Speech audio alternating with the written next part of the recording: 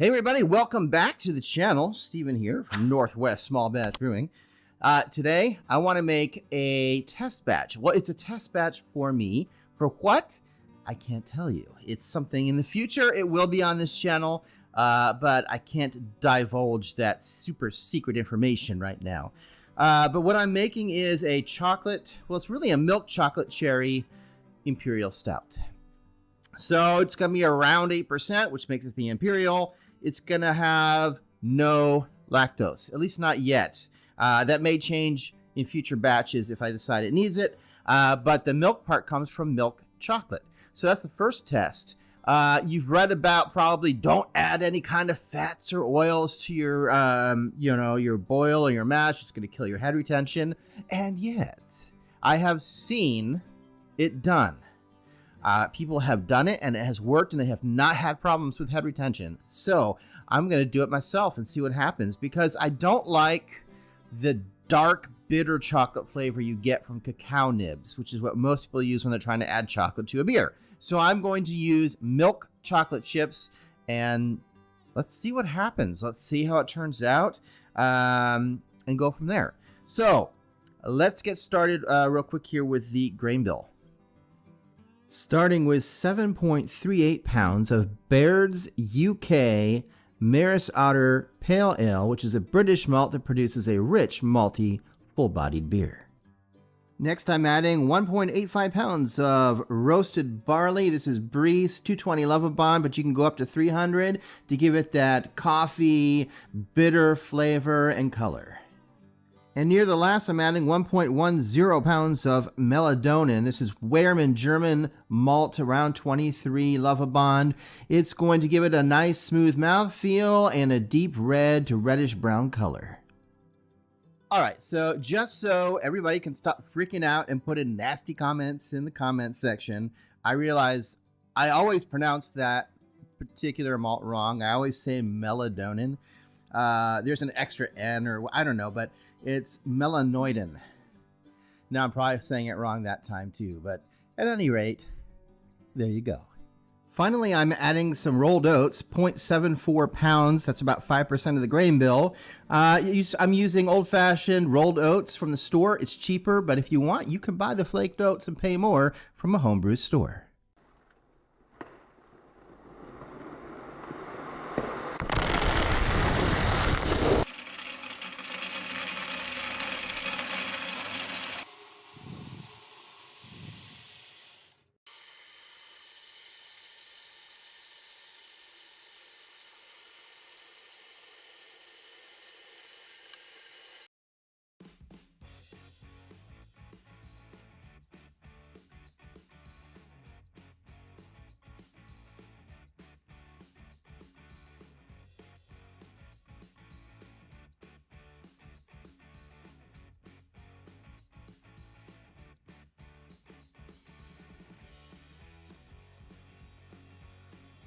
Well, it's the next morning. I just woke up, so I'm going to go ahead and put the last bit of the dark grains that are unfermentable and top mash for about 20 minutes.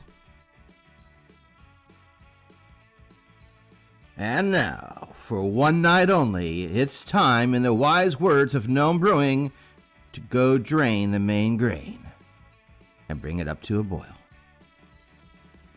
So I went ahead and removed the grains from the pot. And then bring your wort up to a boil. And I'm adding 2.2 ounces of Cascade hops. And this is a 3-gallon batch I'm making, but I'll have the full 5-gallon batch recipe in the description. Temp addition going in is 0.7 ounces of, again, Cascade hops. It's time for the flame out addition. I'm adding 2 more ounces of Cascade hops. I'm also adding it flame out about 23 ounces of milk chocolate chips.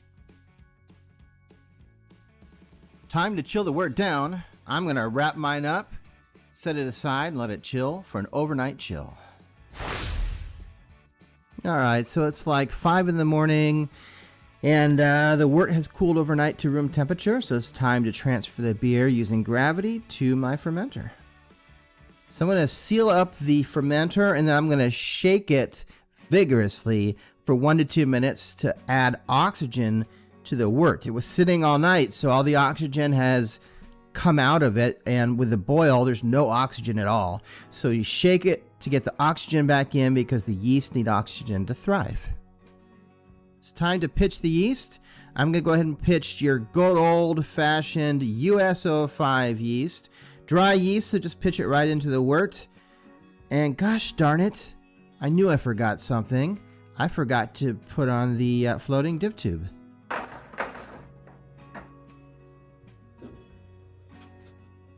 So I'll take the lid off, and I'll put a sanitized floating dip tube back on, and then close it back up.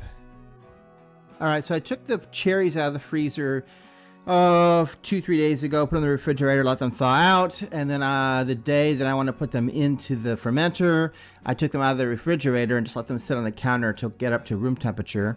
So I'm just going to transfer the cherries into the fermenter. I couldn't really record it because I needed 2 hands, but I did sanitize the spoon and make sure that the bags are below the surface of the liquid. And it's about 3 or 4 days into fermentation. So between the alcohol and the sanitation, we should be fine.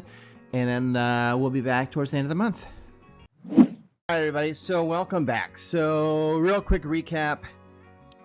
When I left you last, the beer was put in the fermenter and it was fermenting away, and then I added the cherries, right? And I added them in these mesh bags. Well, it turns out at some point these cherries had a mind of their own and they made their way out of the mesh bag, even though it was pulled tight. So I then had to siphon it into another fermenter, well, keg fermenter, you know, to get it off the cherries. And that's where I'm at. It's been carbonating for a week. At any rate, I'm going to stop babbling and I'm going to head over to the kitchen and let's take a look at that pour cam.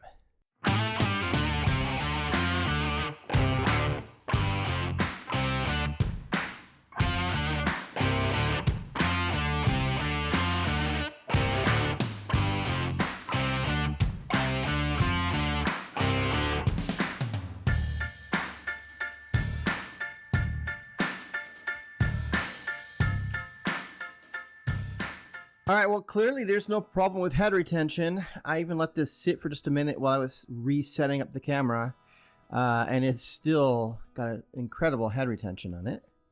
I did have oats in this one, so that probably helps attribute it to that. Let's look at the numbers real quick. I think this original gravity was 1078. Ended at 1027, don't forget. Ended up being a 7% beer. I had been aiming for 8%. It's all right. So yeah, let's see where we're at.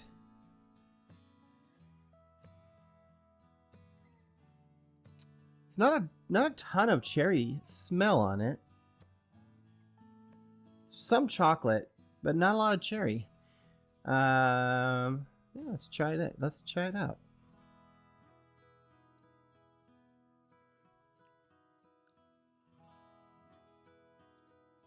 Interesting. Now remember, this is a test batch for something I'm gonna be doing this same beer in about, I don't know, a few months. I haven't decided when, but not too long. And I'm gonna change it up. It's very thin. The body is thin. It looks like it's a super viscous, thick beer, but it tastes thin. I really want to get more cherry and more chocolate flavor. This doesn't have a lot of chocolate or cherry. It's interesting, but it's not what I'm looking for. So not bad, but I'm looking forward to the next one that I make in a few months, where I try these other ideas and really increase the chocolate, the milk chocolates in it, and see what we can do. So we'll see you soon, probably in another week as usual. And thanks for watching the video, and I'll see you again then. And until then, keep on brewing. Cheers.